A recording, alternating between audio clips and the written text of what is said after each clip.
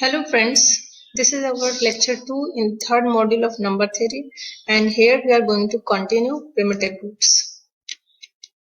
So we are going to give some results which will describe all the integers that possess primitive roots. Here the first theorem is about number of solutions of a polynomial congruence, and this is given by Lagrange. It's known as Lagrange's theorem. Let us see what does it say. If p is a prime number and fx is a polynomial of degree n, fx is a polynomial like this, a n x to the power n plus a n minus 1 x to the power n minus 1 and so on, plus a1x plus a naught a n not congruent to 0 mod p. So this is a polynomial of degree n greater than equal to 1 with integer coefficients. These ai's are integer coefficients. Then the congruence fx congruent to 0 mod p has at the most n incongruent solutions modulo p. Let's prove this result. So we are going to prove it by induction on n. N is the degree of the polynomial. So first of all take n is equal to 1. So if n is equal to 1, then fx will be a polynomial of degree 1, that is a1x plus a naught. Then the congruence a1x plus a naught congruent to 0 mod p, it has a unique solution because a1 and p, they are relatively prime.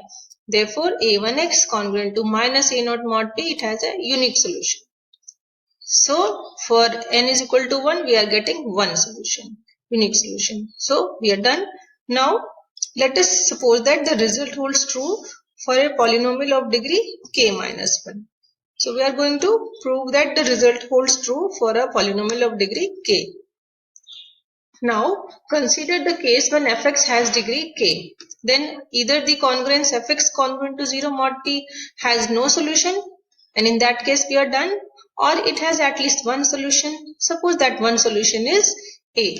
If fx is divided by x minus a, then the result is fx is equal to x minus a into qx plus r, where this qx is a polynomial of degree k minus 1, because this fx is of degree k. So if I am dividing fx by x minus a, then this is a polynomial of degree k minus 1 and with integer coefficients, and this r is an integer. So substitute x is equal to a in this, we get 0 congruent to fa, which is a minus a into qa plus r. So that means r is 0. Therefore fx is x minus a into qx. Now if b is some other incongruent solution of fx congruent to 0 mod p, then fb is 0, which is equal to b minus a into qb. But b minus a is not congruent to 0 mod p, because b and a, they are incongruent solution. So b minus a, that cannot be congruent to 0 mod p. So if b minus a is not congruent to 0 mod p, then I can cancel b minus a from here, and we get qb is congruent to 0 mod p. So in other words, we can say that any solution of fx congruent to 0 mod p that is different from a must satisfy qx congruent to 0 mod p. And qx congruent to 0 mod p, this qx is a polynomial of degree k minus 1, and we have supposed that the result holds true for a polynomial of degree k minus 1. So for this qx, the result is true. So by our induction assumption, the latter congruence, that is this congruence, qx congruent to 0 mod p, and possess at the most k minus 1 incongruent solutions, and therefore fx, which is, fx is what? This is x minus a into qx. So fx has no more than k incongruent solutions. So we have proved by the help of induction principle that a polynomial of degree k has at the most k solutions. Now this is a corollary to this theorem. It says that if p is a prime number and d is the divisor of p minus 1, then the congruence x to the power d minus 1 congruent to 0 mod p, it has exactly d solutions. So let us see how we prove it. Because d is the divisor of p minus 1, so I can write p minus 1 is equal to d into k for some integer k. Then x to the power p minus 1 minus 1 will be x to the power dk minus 1, and that can be written as x to the power d minus 1 into fx, where fx is this polynomial, x to the power d into k minus 1 plus x to the power d into k minus 2, and so on up to x to the power d plus 1. So if we just multiply this and this fx, we will get this. So this fx has integer coefficients and is of degree d into k minus 1, which is dk minus d, and dk is p minus 1. So this is a polynomial of degree p minus 1 minus d. Now by Lagrange's theorem, the congruence fx congruent to 0 mod p has at the most p minus 1 minus d solutions, because by Lagrange's theorem we have already seen that any polynomial of degree n has at the most n solutions. So this is a polynomial of degree p minus 1 minus d. So it has at the most p minus 1 minus d solutions. And we also know from Fermat's theorem that x to the power p minus 1 minus 1 congruent to 0 mod p, this has precisely p minus 1 incongruent solutions, and those are 1, 2, 3 up to p minus 1.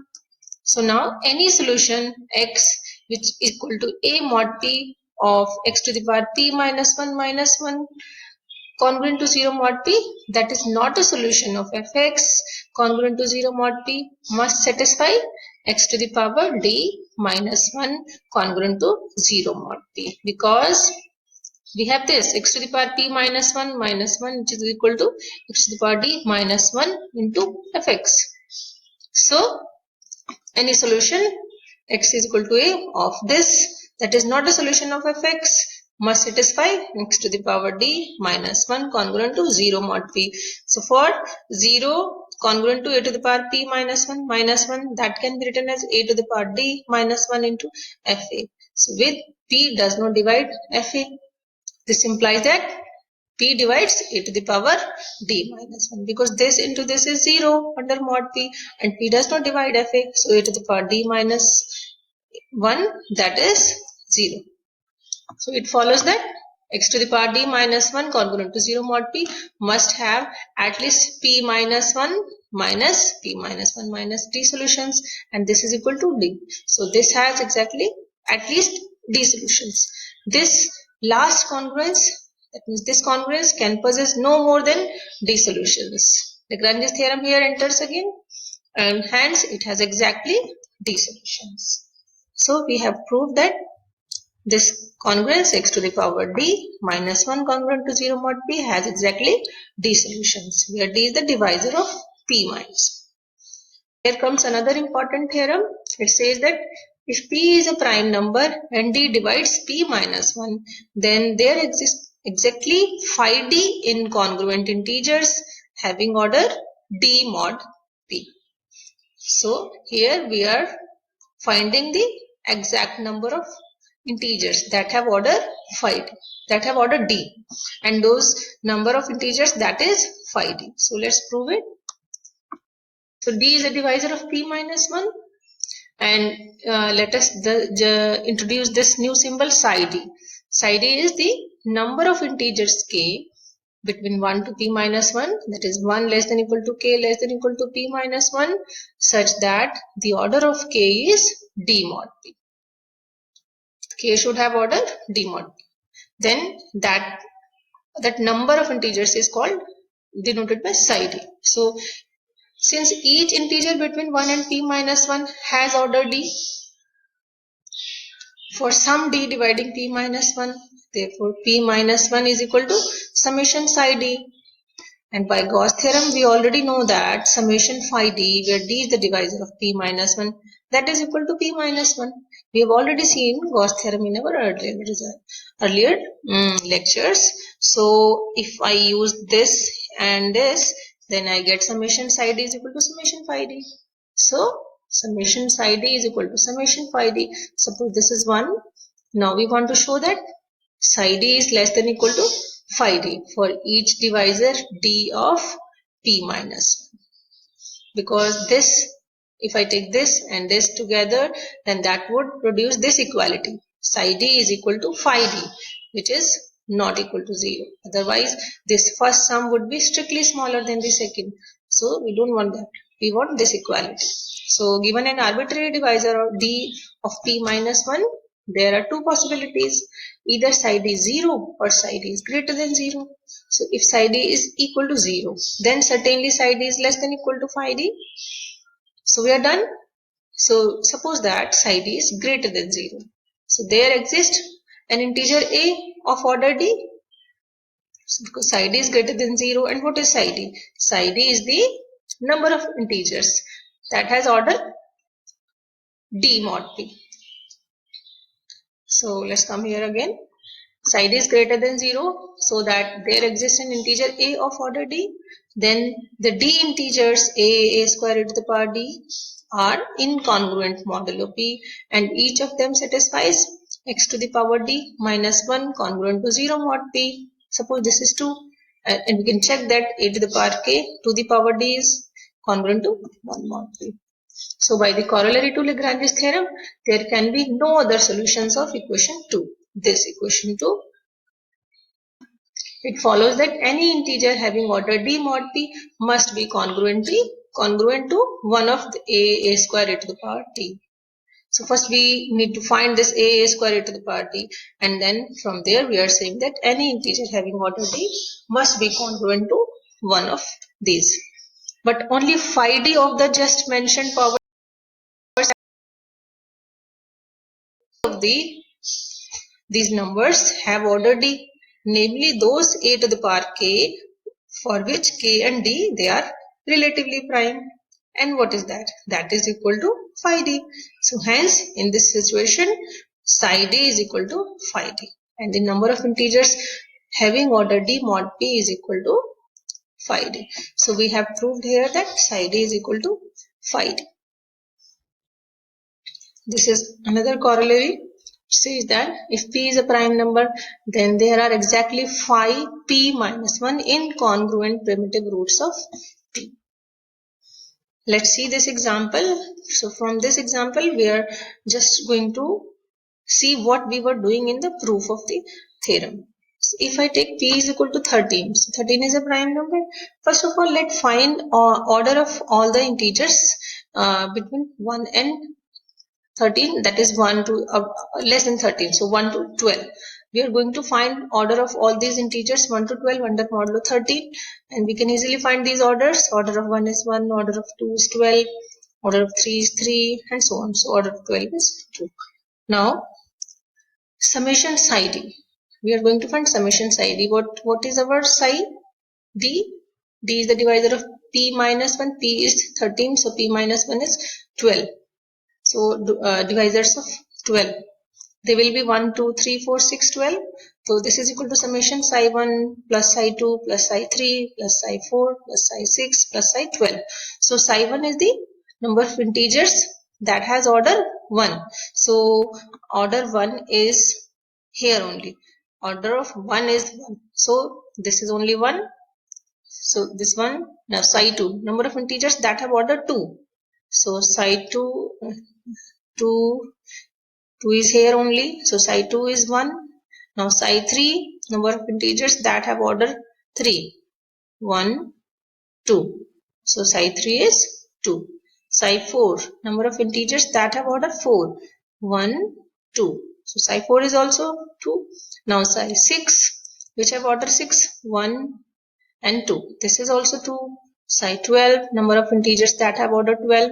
So order of 2 is 12, order of 6 is 12, order of 7 is also 12, order of 11 is also 12. So we get 1, 2, 3, 4. That means psi 12 is 4. So if I add all these numbers, 1 plus 1 plus 2 plus 2 plus 2 plus 4, this is equal to 12.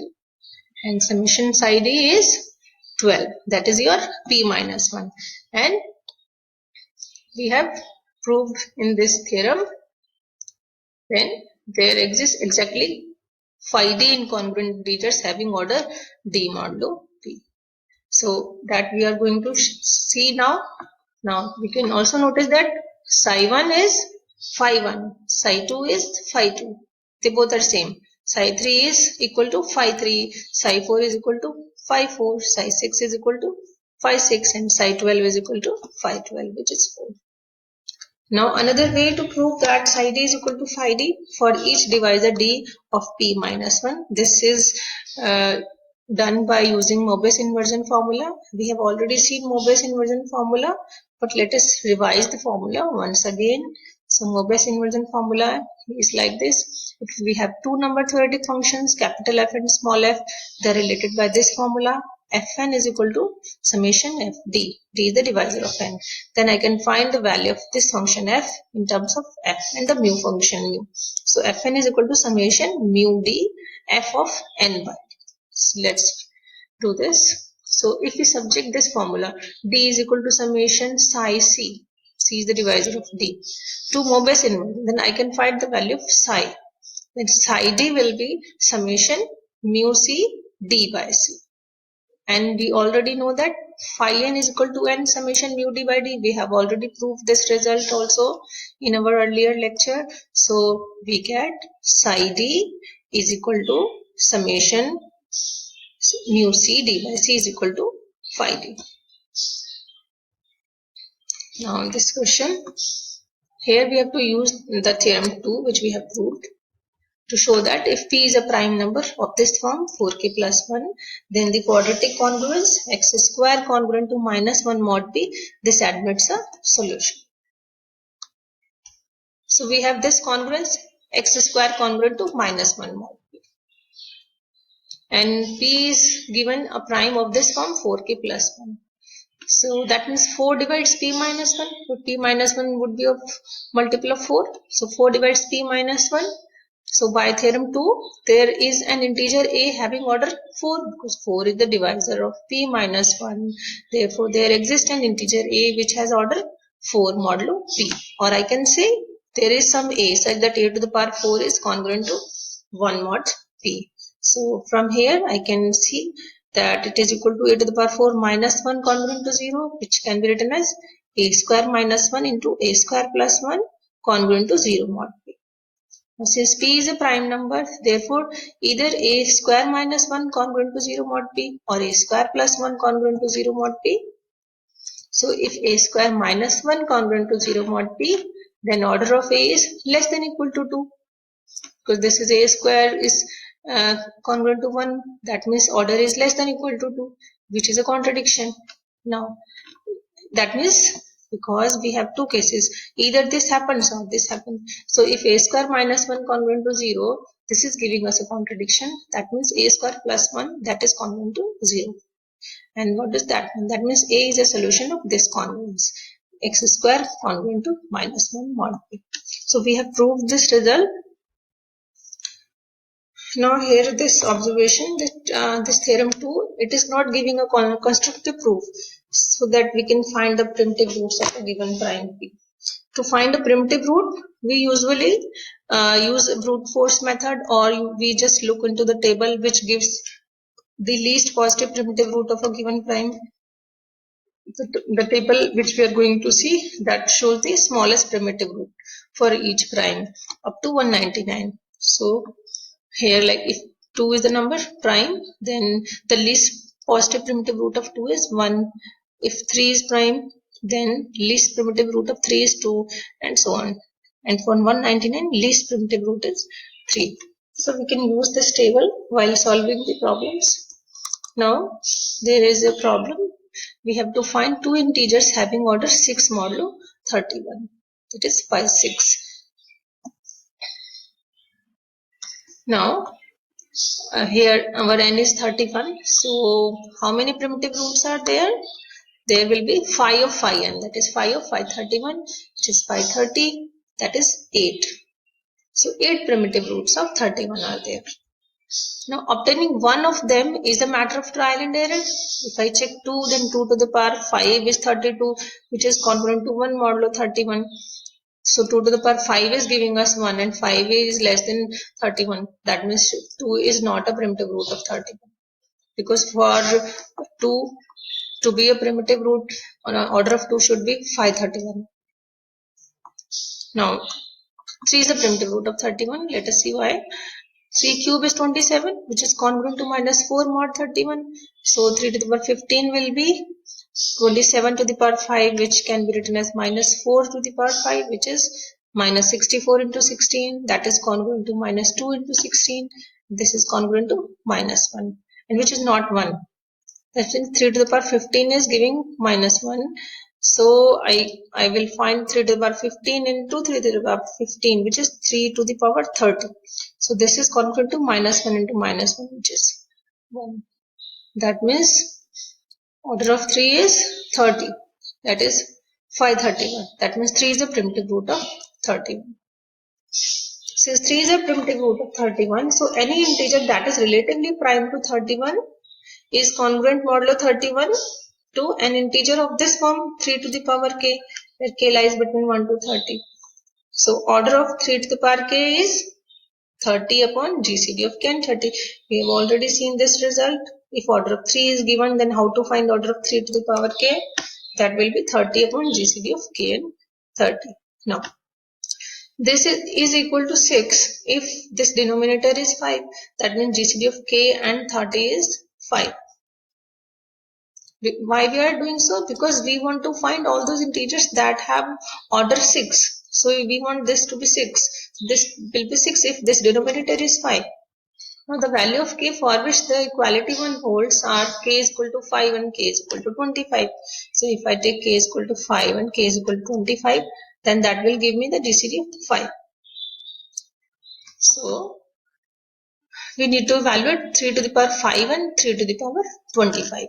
So 3 to the power 5 is this 27 into 9, which is minus 4 into 9, which is congruent to 26 modulo 31. And 3 to the power 25 is 3 to the power 5 to the power 5, and 3 to the power 5 is congruent to 26. So this is congruent to minus 1 into 25, which is congruent to 6. So that means 6 and 26, they are the only integers that have order 6 modulo 31. Now, this is the question where we have to verify each of these congruents. X square congruent to 1 mod 15, x square congruent to minus 1 mod 65, x square congruent to minus 2 mod 33. They have 4 incongruent solutions.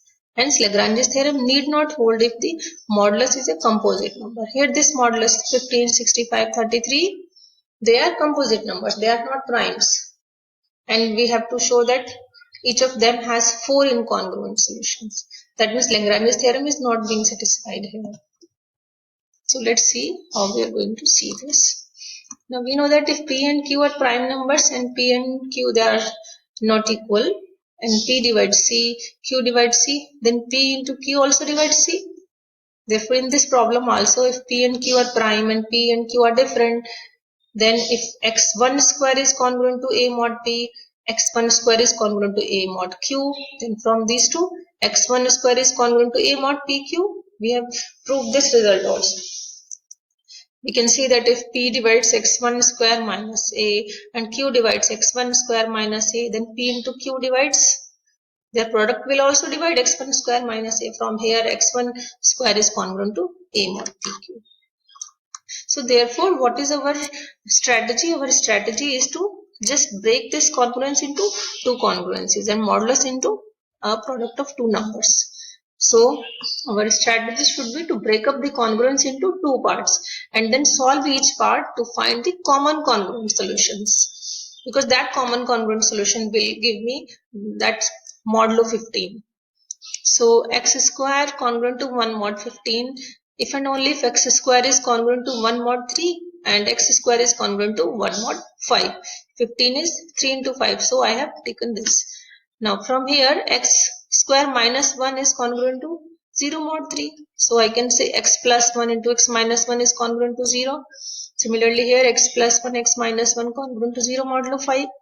So here x is congruent to minus 1 mod 3 and x is congruent to plus 1 modulo 3. Here x is congruent to minus 1 mod 5 and x is congruent to 1 modulo 5. So if I take this, x congruent to minus 1 modulo 3, then x is minus 1, 2, 5, 8, 11, 14 and x is 1, 4, 7, because if I take 1, then the x is 1 modulo 3. If I take 4, then 4 minus 3 is 1. So that is also 1.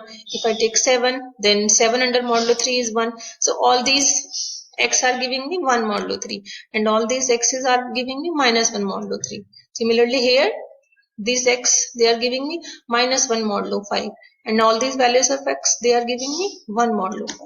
So if I take common solution from here, then x is 1. because here this is x is 1 modulo 3 and there x is 1 modulo 5. So common is x is congruent to 1 modulo 15. Another is 4. Here we have x is equal to 4 and here also we have x is equal to 4 modulo 5. So this is 4. Then 11 is also common in both the cases. Here 14 is also common here and here. So therefore common is x is equal to 1, 4, 11, 14 modulo 15. Now in the second congruence, we have x square congruent to minus 1 modulo 65. So similarly, like first part, we are doing the same thing here also. Let's just divide 65 like this, 5 into 13. Then one congruence is x square congruent to minus 1 mod 5. Another is x square congruent to minus 1 modulo 13. Then solve this. Then we have x plus 2 into x minus 2 congruent to 0 modulo 5. From here I have x plus 5 into x minus 5 congruent to 0. How does it come? Here we have x square is congruent to 12. So if I add 13 here, then it will become square. So we will have x square is congruent to 25 or 5 square. So this is implying x plus 5 into x minus 5 congruent to 0 modulo 13. So like in first part, from we are doing same thing here. So from this equation 1, I have x is equal to minus 2, 3, 8, 13, 18, all these numbers. And if I take x is equal to 2 modulo 5, then I will get x is equal to this. And similarly in equation number 2, from 2, I will get x is equal to this and x equal to this. Therefore, the common solution is x is equal to 8, 18, 47 and 57 modulo 65. So we have done these two parts. X square congruent to 1 modulo 15 and x square congruent to minus 1 modulo 65. And in both the cases, we are getting 4 incongruent solutions. That means Lagrange's theorem is not true here if the modulus is a composite number. Similarly, we can do this third part also. So in today's lecture, we have done these things. First of all, we did this number of solutions of a polynomial congruence with the help of Lagrange's theorem. Then we did its corollary also. Then number of incongruent integers that have particular order d modulo p, that we have also done. We have done example based on that. Then we have done some problems related to primitive roots. So this is all about today's lecture. We have used Chapter 8 of Elementary Number Theory by David M. Burton to prepare this lecture. Thank you.